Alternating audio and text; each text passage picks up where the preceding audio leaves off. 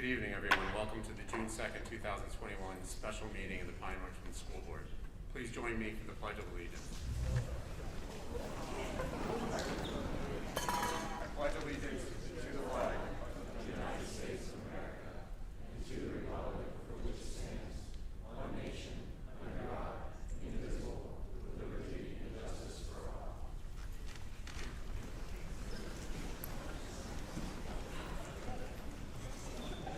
Roll call, Ms. Williams. Mr. Lyons? Here. Mrs. Nisbach? Here. Mr. Kishani? Here. Mr. DiTullio? Here.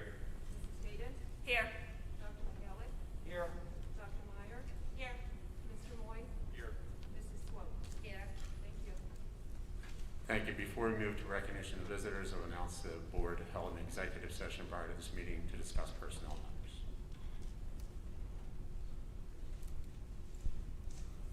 Before we go to recognition of visitors, Mr. Palmer, could you remind the public of the policy? Absolutely, thank you. Is this on? Yep. Okay, great. We'll start the meeting like we have the past several meetings by referencing board policy 903, which relates to public participation in school board meetings. The board recognizes the value to school governance of public comment at board meetings and the importance of participation of the public in board meetings. The board also recognizes the responsibility for proper governance of the district and its need to conduct the business in an orderly and consistent fashion. To that end, participants must be recognized by the presiding officer and must preference their comments by an announcement of their name and address. Each statement by a participant shall be limited to 3 minutes in duration. The portion of the meeting during which public comment is invited may be limited to 60 minutes. All statements shall be directed at the presiding officer. No participant may address or question board members individually. And last, the presiding officer may interrupt or terminate a participant's comment when the statement is too lengthy, personally directed, abusive, obscene, or irrelevant. Thank you, Mr. Palmer. And Ms. Williams, I understand you have a list of speakers who indicated they wish to address the board? We currently have 6. Okay, First one. please. First one is Mr. Benjamin Dritz. You can come up to the podium right there where the mic is, Mr. Dritz.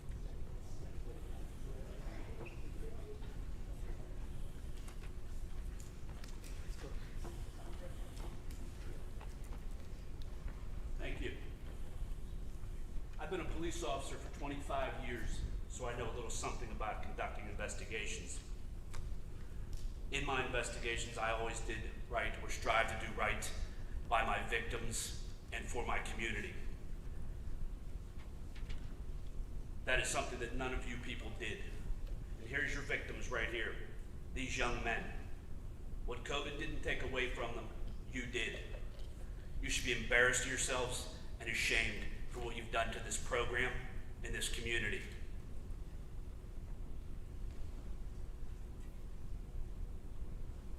I want to wish success to the new coach and the program. And because of these young men and what the previous coach instilled in them, I believe that they will have success again in spite of what you have done to them and what you've taken away from them.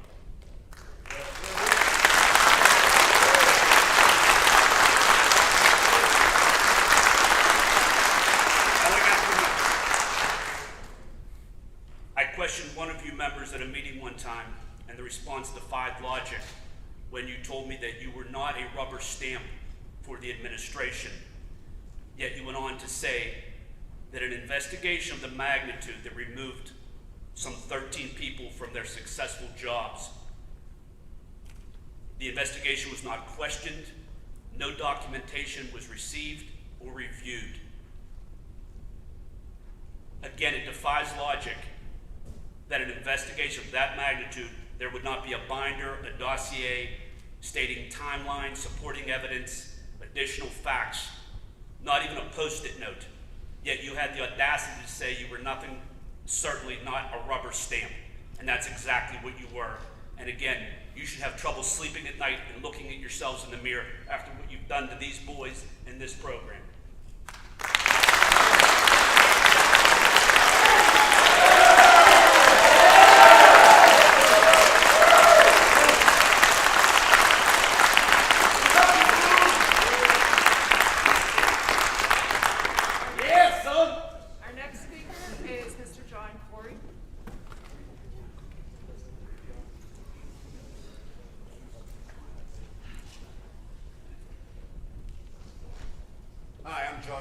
would tell you where I live, but I'm sure you know that by now.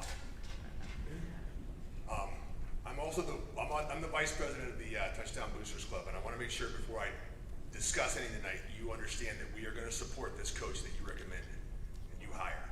That is our job as the boosters, and we will do that 100%. I talked to Mr. Pasquinelli about that the other day, and absolutely told him we would support this and do what's best for these boys. What I'm here to talk to you tonight about is exactly what I've mentioned in the last 3 board meetings, which is process. The process utilized to remove this coach, the process utilized in the hiring, so many other processes as I've gotten more involved in this are not processes I, as John Corey, the taxpayer, support. It's really important we understand moving forward that the processes have to involve more than just the power in that building. The process where these boys have missed thousands of hours of field training on the backside of coach losing his job. That's indefensible. The process where we did not have a plan anywhere for lifting, and the booster organization had to pay for that on the backside of coach losing his job. That's indefensible. You have a job to do for all of these players. The process where we have a summer reading list, guys, that I just learned about that has words in books that I ban in my house, that I ban at my business. How do we get down that road? I'm going to meet with Mrs. Bowman on Monday to find that out. Process. All about the process. Process has got to make sense to all of us. People sitting behind me, none of this process makes sense, which is why we're all here. Pete, I got your email today, and I'm baffled by the fact that you think that we're part of the problem. I'm supporting a man. I'm surprised that you think we're part of the problem, supporting a man who has got more character than almost anybody I've ever met. I'm not going to apologize for supporting him. Not. The process, guys, that got these players off the field for the long time that they have is not okay. And if you paid any attention at all to the last election, a whole bunch of this community doesn't think it's okay either. And it's not just about football. It's about a bunch of other processes, guys. And I will continue to shed light on every single piece of that I can. Thank you.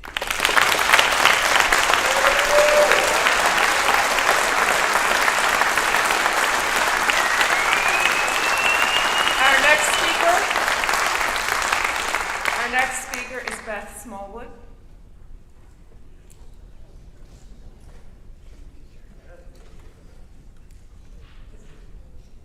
My name is Beth Smallwood, and I live at 4711 South Woodland Circle. I'm going to expand on Mr. Corey's point about the summer reading list. Let me preface with what I'm about to say with, I understand we are looking for racially inclusive and sensitive books. But I'm going to zero in on one book which I saw, which is the farthest thing from sensitive. It is The Hate You Give by Angie Thomas. I'm going to read some reviews on this book to you because there's no way you guys have read them and still added this to our school's list. Let me say this book has been widely banned by other districts for its foul language and sexual references. The F word is used 89 times throughout the book, along with many other curse words. A lot of them are thug life themed, which is the acronym for the hate you give little infants is what F's everyone. It's very common to just have characters say continuous F, F, F, or say they're all F'd. Near the end of the book, they are chanting F the police, over and over. The N word is used all through the book, the N word. The N word is forbidden in my home, and I would think it would be forbidden in this school.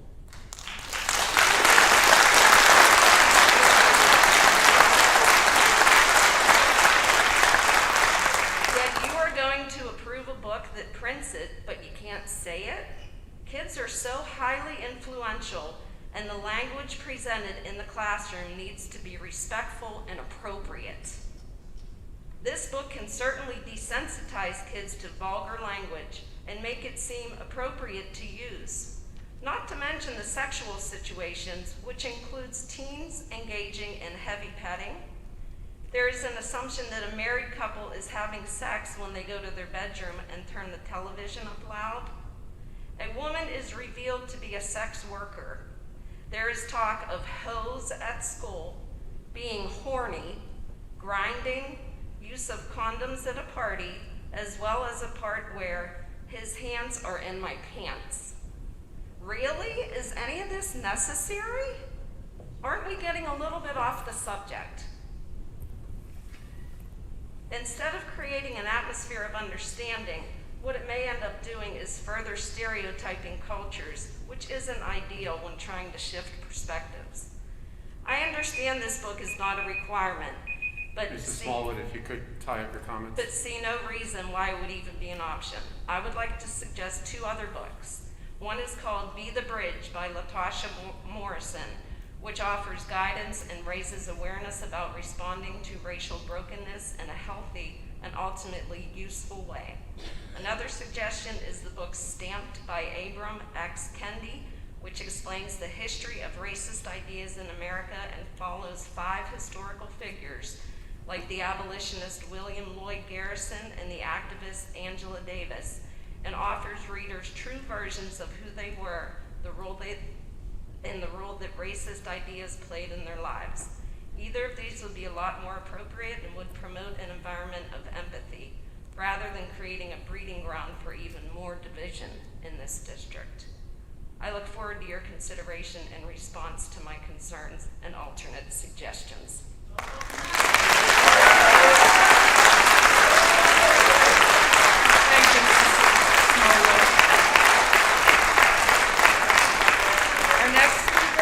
Our next speaker is Mr. Joe Cassidy.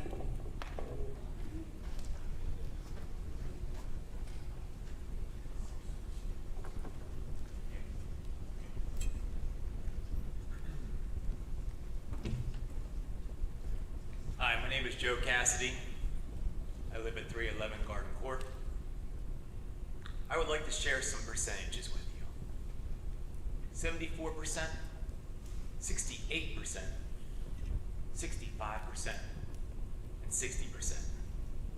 That is the percentage of the popular vote that myself, Lisa Hillman, Amy Turchek, and Christina Versailles received during the primary.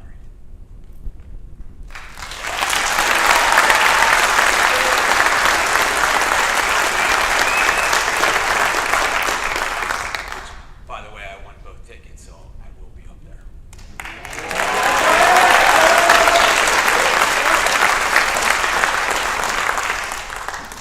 37%, that is the highest percentage of the popular vote any of our opponents received. The community has spoken, and it is loud, and it is clear. The community has no faith in the board's or the administration's overall decision-making. The board and administration has various responsibilities. One such responsibility is to listen and communicate with taxpayers they represent. Unfortunately, some of you on the board feel it is beneath you to have a phone conversation with a member of your community that you represent. I talked to several of you yesterday. One of you, who I will not name, do you truly believe in the statement that you made that our opinion does not matter and that you make the decisions for us? And to go as far as comparing taxpayers to an employee? This just reinforces how out of touch this board truly is and explains why you lost by a landslide in the primary. Another board function is being fiduciarily responsible. If you continue to make decisions that you know that the new board will have to clean up and will cost taxpayers money, then you're not being fiduciarily responsible. I am not going to tout Coach Kasparovich's record or belittle Coach Campos's record. They are what they are. What I will say is that there used to be a time when Pine-Richland stood for excellence, where we strove to be the best. When did we start settling? Why did we start settling? You have before you now a great opportunity to bring this community together instead of further driving a dagger between us. The olive branch is right in front of you. I implore you to grab it and extend it. You all know what you need to do. It is time for you to do what is right for these kids. Thanks.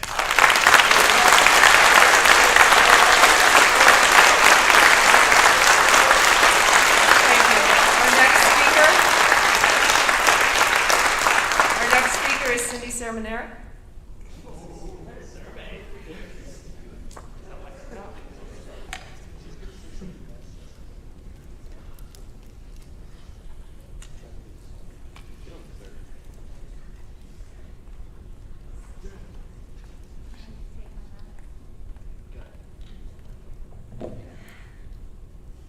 Hi, my name's Cindy Sermonera. I live at 129 Raybould Fields. I have 3 boys who have been a part of the football program since youth football. They aren't 3 sport players, they're 1 sport player. And that is why when people ask me, why does this matter so much, it has been such a huge part of my household. I have so much respect for Coach K and all of the staff that has helped my son Anthony, and that my sons Andrew and Alex will not get to be a part of. When we stood and said the Pledge of Allegiance, liberty and justice for all. We say that every morning in classes, and that is not how I feel any of this process has been handled. My son Andrew was one of the boys that was interviewed. I sent a letter to you guys. I never even got the courtesy of a response until much later. And it wasn't a response that this is what happened in that conversation, because I was at work the day that he got assigned this interview. It was in regards to an incident that did not happen on the football field, and then he was asked scenarios when just a few days later, the whole coaching staff's let go.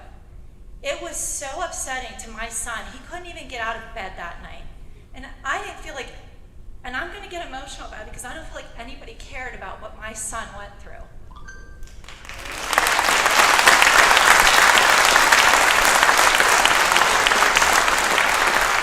I'm not just a mom who sat on the sidelines. I've had 8 years in this football program. I volunteered from the time my son Anthony stepped on that high school field, on the middle school field, and went to all of the stuff. I volunteered, I was a board member, I did a lot of things, and I was very involved. It wasn't a removed feeling that I have up here. I never, ever, I feel like I'm a person, I say this to my kids, that people want to come to and say things. And I never was approached like that. I feel in the time of 8 years that I have been so involved, someone would have come to me and said something of significance, and I'm not hearing any of that. So I would like you to acknowledge and respect what I have to offer as my feelings towards the letting go of these coaches. I also don't understand this meeting. I fully was aware of this meeting. I was not fully aware of the hiring of a new AD.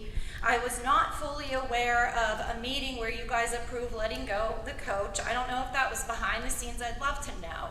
I've never done the research to find out where that happened, when that happened, why that happened. I know the letter, I know the background, but in the moment, we weren't a part of the process. Lastly, I just want to say my family has been left voiceless in this whole process, and that's how I'm approaching here tonight. I felt coming here voiceless. I said to Andrew, why should I go to that? What am I going to do to make any change? And you know what he said? Okay, well, Mom, you stay home and do nothing, and that will do nothing. So I hope that anything you hear, we need to feel like we have a voice. We elected you. I've been a part of this community. Mr. You were Menares, elected. thank you very much. Thank you.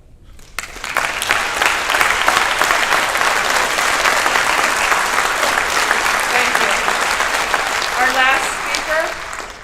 Our last speaker is Christina Versalis.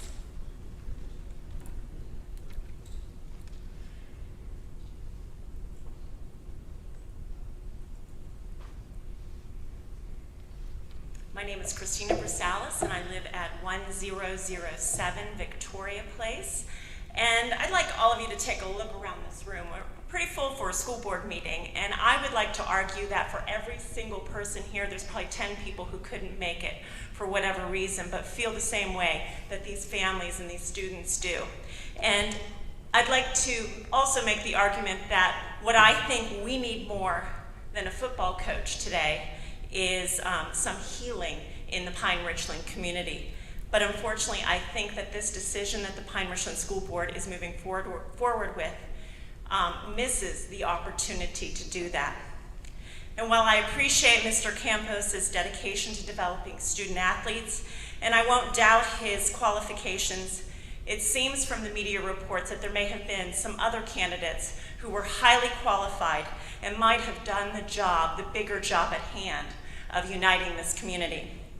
And I'd like to point out that Mr. Corey and Ms. Sermonera mentioned process, and I think part of us missing the mark today is that in this process, which can be just as important and as powerful in unifying all of us, and to create buy-in from all the stakeholder groups that care about this decision, that we have once again fallen short. And I just feel coming before you not as a candidate, but as a voter, as a citizen, that I feel like the administration and our leadership here, the school board, that we continue to put being right over doing what's right for our children in this community. Thank you.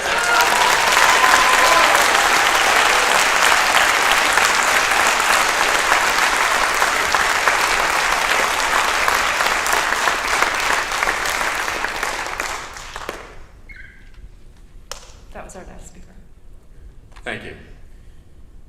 This evening, we have one item on our agenda, which is item 2.01, a motion to approve the supplementals as attached with the appointment of Coach Campos as head of the football program.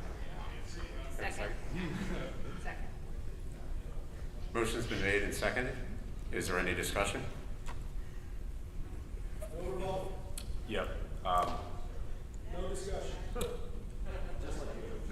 This is part of the discussion. So first of all, I'm glad that we have an open meeting. That's way overdue. I'm glad to hear speakers in person. And to the speaker who said, I was thinking about staying home. I'm glad you didn't. I am not going to vote for to approve this supplemental. It is not.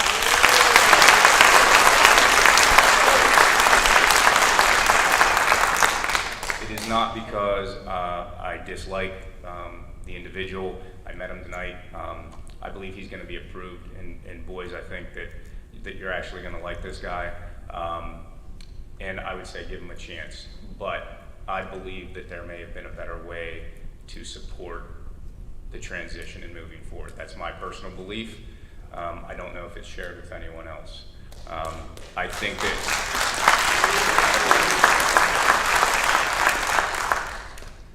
that the expectation can be higher for all of us. So that's all I want to say. I hope that some folks agree with me. I don't think that they will, but that will be my vote.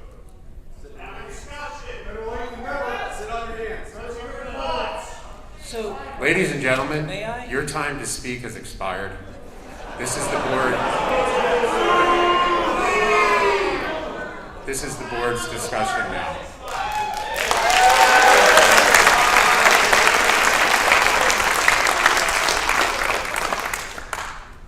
so for those that, I'm sorry,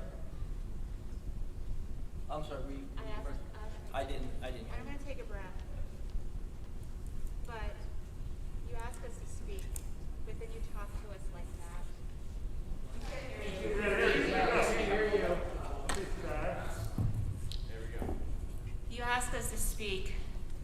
you talk to us like that. People get calls, we get emails. I've not seen. How you treated us! How you treated us! Not one of you answered an email. Not one of you. How many people in this room can say that? We sent our voice. And not one of you guys answered my email. I know that. I counted at least 24 people. And right now, I'm trying to speak. And there are more kids in Pine-Richland, and I'm shaking right now, than just the football team. And there are kids who are hurt. We're all being affected. Yes, we are all being affected. But there are voices who aren't represented. I gave you your time. Let her speak, please. Thank you, Matt. And please note that a man had dinner just for me.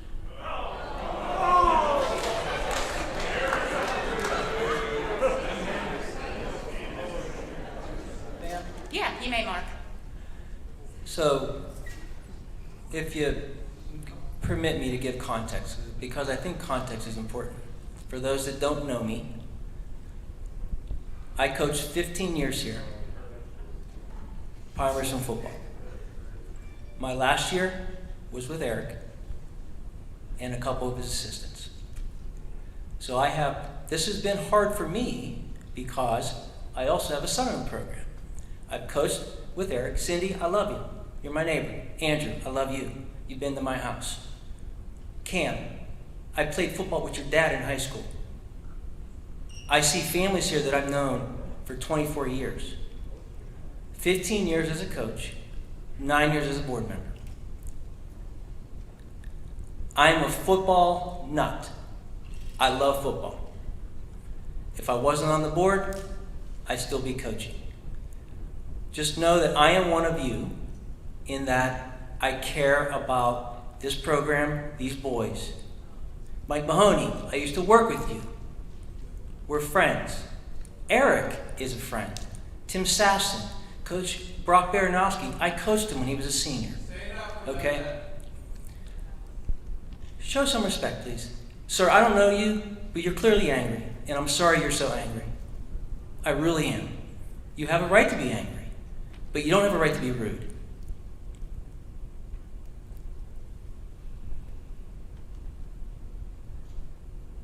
So just to remind everybody here, and you guys are actually proving what I'm about to say.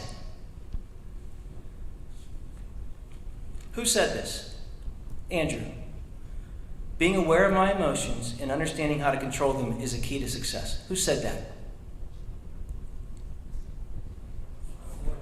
Do you know? Coach K did. Who said this? I believe clear thinking is one of the most important skills we have at our disposal to be successful. Coach K. Eric is a friend of mine. I care about him. I care about you. I care about my colleagues here. I've seen way too much hurt. Both sides. It breaks my heart. This is not easy. Why was there no independent investigation? Ma'am, I'm not in the position, I'm not qualified to even answer that. I'm talking to you as a parent who has a son on the team, who loves Pine-Richland football, who loves every one of you. And I just want to see us be able to field a team and have a season for these boys. This is my son's helmet. He almost didn't let me bring it because he thought it was too corny. But I wanted to remind myself, if not someone else, this is why we're doing this right now. I take this one game at a time. A lot of coaches say that, right? One game at a time. I'm taking this one game at a time. Okay? Coach Campos is going to be our best path forward for this year. I'm only taking it 1 year at a time. Okay? And I want to do my part to help you guys make the last couple months seem like they never even happened very quickly. Okay? And again, that comment, I don't know you, young man. I think I know who you are. I think I know your mom, and I think I talked to her right before this meeting. And I'd like to know maybe if she would approve that comment, because that was disrespectful. What did I do to you to deserve that? Seriously. Was that disrespectful? Was it disrespectful?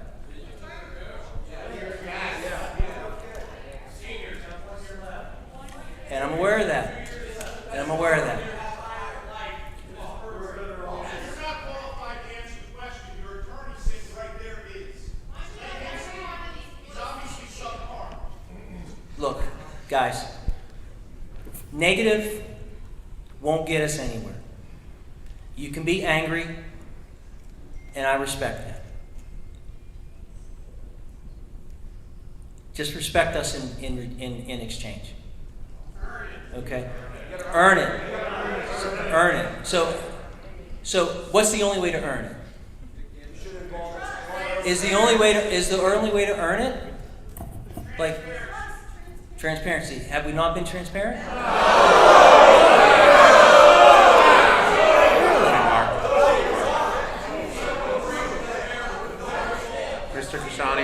Mr. Kashani, I'm going to ask you to direct your comments internally to the board. So the deliberation is for the board fine, members Peter. at this point. Look, guys, I'm sorry you're so mad. I really am. You can believe me or not, I am. And our only path forward right now is with Coach Campos. And we're going to support him, and we're going to have the best season we can have with him.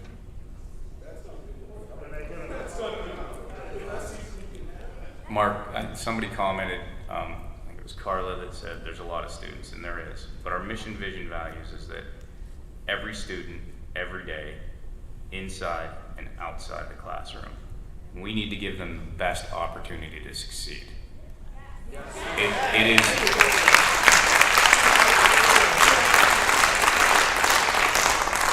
It is my feeling that right now, and again, I liked Coach Campos when I met him, but it is my feeling right now that that's not giving every student, every day, inside and outside the classroom, the best opportunity right now. In my opinion, I don't know if anyone will share that, but that's our mission, vision, values. I understand where we want to go, but we also have to look at timelines, and that's where I am. So we can, Greg, and I'm a coach, and I know football, and I'm the only one in this board that knows football. Okay? And you guys can insult me all you want. We can agree to disagree, right? We've done that how many times? We are going to, at this point, after the vote, we're going to decide and move on. And I'm going to vote against it. But as soon as we decide, I believe that it will be head coach Campos for Pine-Richland. At that point, he will have my full support. I want everyone to give him their full support after the vote. Sure. And that's the debate that we're in right now. I think that the best path forward is a different path. I'd like to recognize Dr. Mihalik.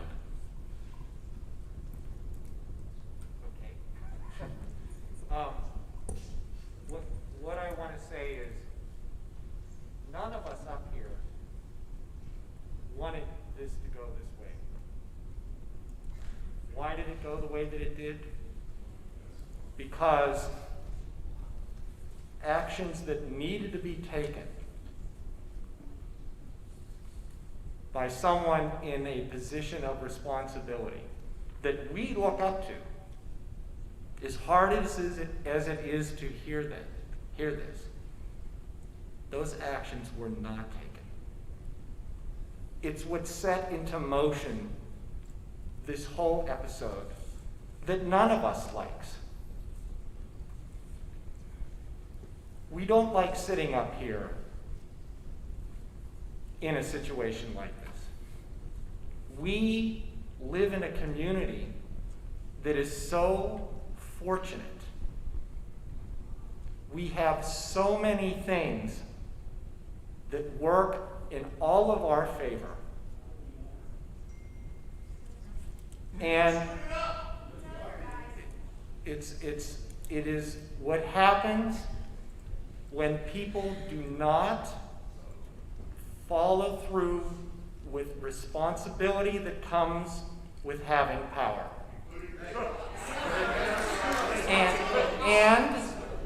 And we have to find a way to move forward.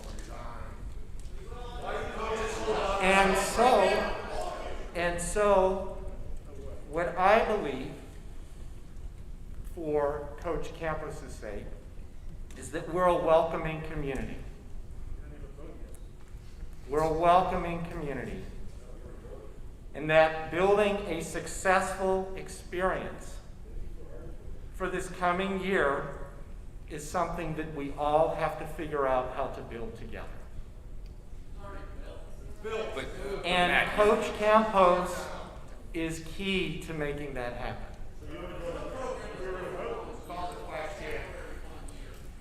It's going to take all of us to make that happen. We owe it to the district, we owe it to our families, and especially the kids, to have a successful season. And success, it is wins on the board, but it's also in how every action happens every day in our school system. And we're responsible for that. All of us are.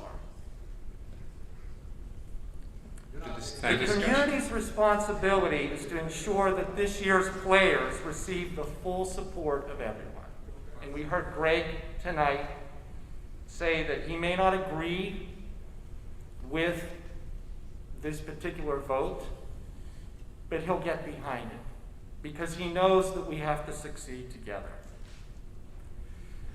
Success comes from working together with a commitment that honors the potential for all of our students in the district. So it's not just football, it's our district. And one of the key lessons in all of sports is winning in a meaningful way comes from building things together. So we have an opportunity to do that going forward from here. It's right in front of us. And it's time to start thinking about how we're going to come together and move forward. Thank you, Mr. Ward. Thank you. Matt, you talked a lot about Eric Kasparovich. Eric is not up for I didn't discussion talk tonight. about. But in general, as to why we're here. Why we're here is we have an individual that's being recommended to be the next coach of Pine-Richland football, the next head varsity football coach. Again, when we look at the process that we all know about, we all know about.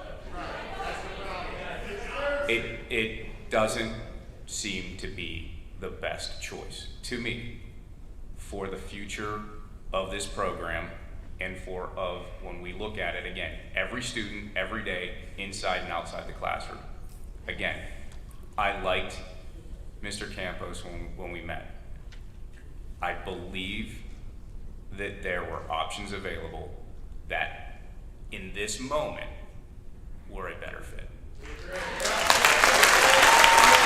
That's a discussion about this vote that I want to have, right? And again, if we disagree on that, we're going to have a vote. I believe I'm going to be in the minority. I believe there was a better path forward for the now. Can you describe that then? I mean, deliberation means being specific, not talking in generalities. Who, what, how? Well, you want to have executive session now? I mean, because that's what we're getting to. So I'll still talk in generalities, but you've got games in about 10 weeks, maybe 11. I'm not exactly sure. But if we want what's best for the kids inside and outside the classroom, every day, every student, again, there's a way to have that process move forward with a much smoother transition. And again, we're not talking about the former head coach. We're talking about this process. And I'm trying to stay out of executive session stuff and personnel stuff, but when we all know what those were up here, okay? We all know what those options were. There was a path that to me was obvious. Again, I don't believe everyone else has that same opinion, but to me it was obvious.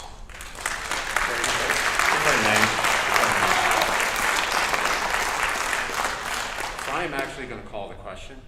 I am not asking if there are more comments. I am simply calling the question to proceed to an immediate vote. If we have two, I'm sensing a lot of not very healthy dialogue.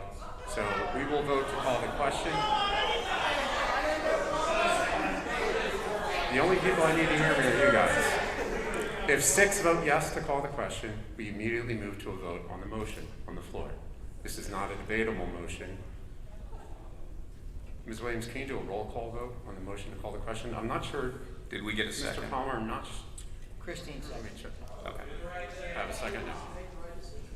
Who seconded? Christine.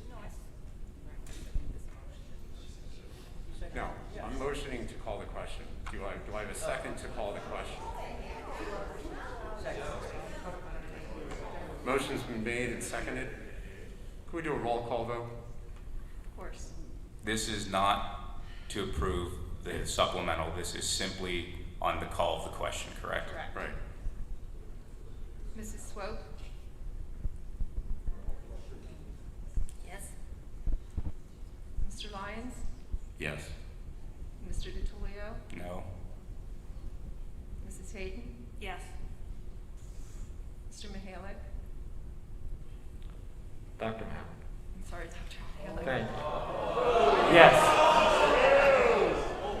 Mr. Kashani? Yes. Dr. Meyer? Yes. Mrs. Misbach? Yes.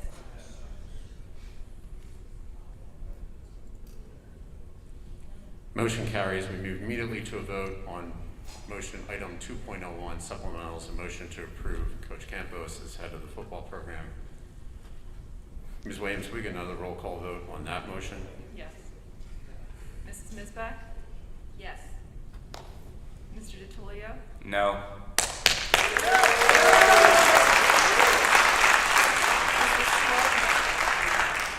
Mrs. Swope? Yes. Dr. Mihalik? Yes. Dr. Meyer? Dr. Meyer? Dr. Meyer? Dr. Meyer? Yes. Mr. Lyons? Yes. Mr. Kashani? Yes. Mrs. Hayden? Yes. Mr. Moy? Yes. Motion passes. The motion carries 8-1. With no further items on the agenda, this meeting is adjourned.